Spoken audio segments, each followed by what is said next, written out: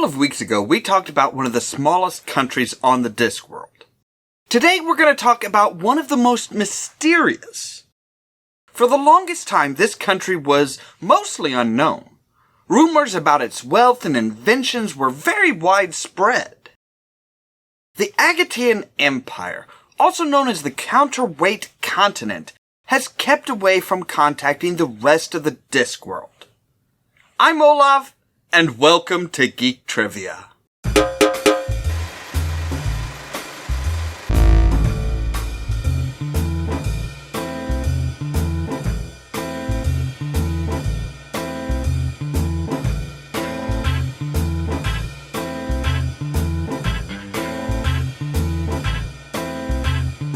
The Counterweight Continent was first mentioned in the very first book. It spawned the Discworld's first tourist. Never before has anyone wandered the world just to see things and experience things until Two-Flower. He had a lot of Eastern stereotypes, particularly technology. Two-Flower carried an iconograph, the Discworld's version of a camera, with a little imp inside that drew pictures, much like the stereotype of the Japanese in the far-off 1980s. He also had the mystic thought that if he stayed out of things, that he would be perfectly safe. Two-Flower did show that the belief of wealth from the Agatean Empire is true, carrying in his living luggage enough gold to buy anything he wanted. He was actually only part of the middle class, nowhere near as wealthy as the Ankh-Morpork citizens think he is. The rumor is that gold is very plentiful in the Empire, rumored to just be laying around. In fact, it isn't that plentiful. The citizens of the Empire don't see what the big deal with gold is. They think it's only really useful to tile roofs. As stated later by Rincewind, there are a lot of roofs in Ankh-Morpork that need replaced. In fact, it isn't just gold that is found in vastly more quantities on the Counterweight Continent.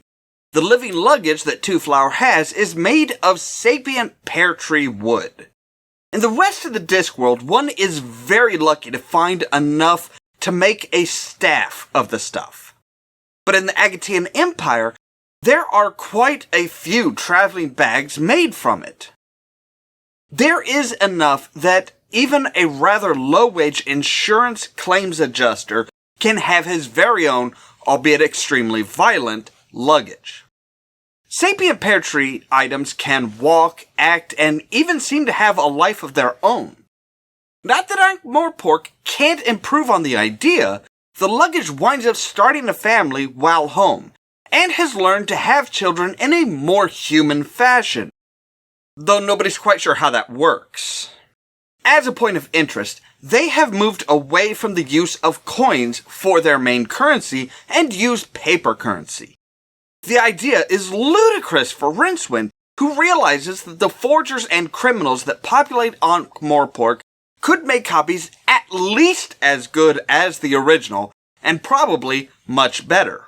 Who knows how he felt when the great city actually did change over to folding money in a revamp of their financial system. Of course, it had to go through the go-between of people using government-issued stamps before people could come to accept the new way. In further tales, Two-Flower introduces the rest of the Discworld to dentures, spectacles, and the idea of insurance. The last was the cause of a large portion of Ankh-Morpork being burned to the ground. The owner of a bar saw insurance as being a bet that the building would not burn down. Obviously, he could hedge his bet by setting fire himself. When he showed his dentures to Cohen the Barbarian, that gave the wild man the idea to make a set using troll teeth, which are made of diamonds. The rest of the Discworld took to the invention and ran with him, like the iconograph. Some of the smarties discovered that if you got imps to draw really fast, you could play them back and create moving pictures. Much later in this series, we get a much closer look at the Empire. With the Emperor growing feeble, there are 5 ruling clans posed to fight for the throne. Unfortunately for them, there is a growing rebellion seeking the Great Wizard of Story. Come to find out, Two-Flower wrote about his vacation and gave the people the idea that they didn't need to live under tyrannical rule. Rincewind travels to the Agatean Empire and runs into a very familiar smile. Cohen the Barbarian decided to travel to the Empire with his new Silver Horde to steal something big. He was quickly disgusted by the way the citizens are treated, and even more so because they just take it. We learn that the Empire is set up much like ancient feudal Japan, with an emphasis on honor and respecting the nobles. They believe very heavily in reincarnation. In fact, they think history itself repeats itself every few thousand years.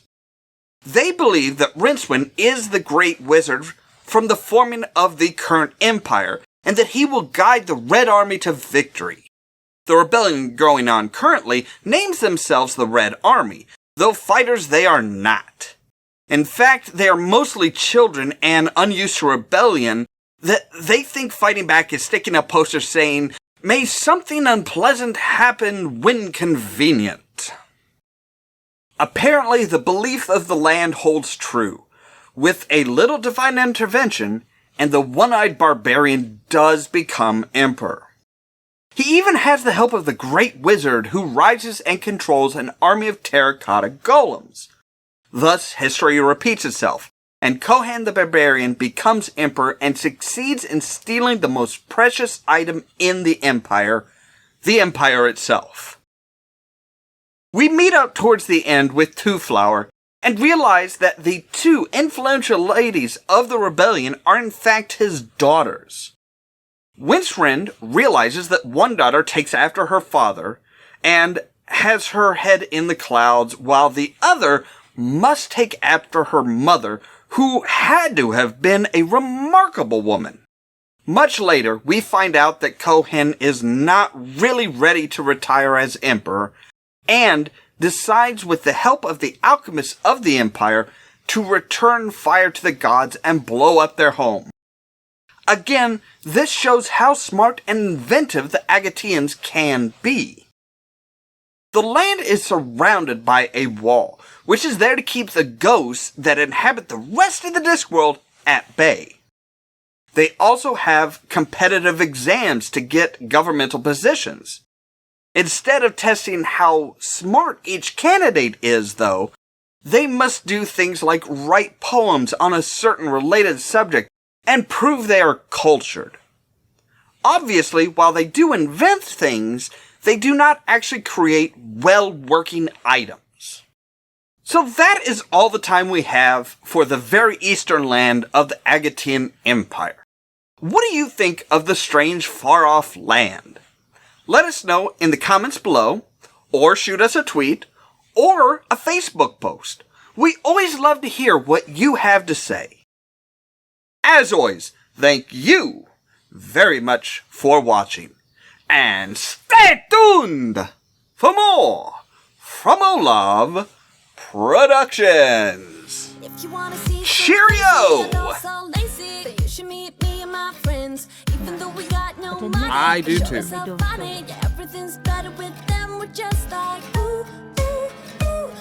Just kick him in the nads. Oh, I said. You mean Jumpman? He's kind of well known in my world as well. He's the carpenter chap that kept a big giant ape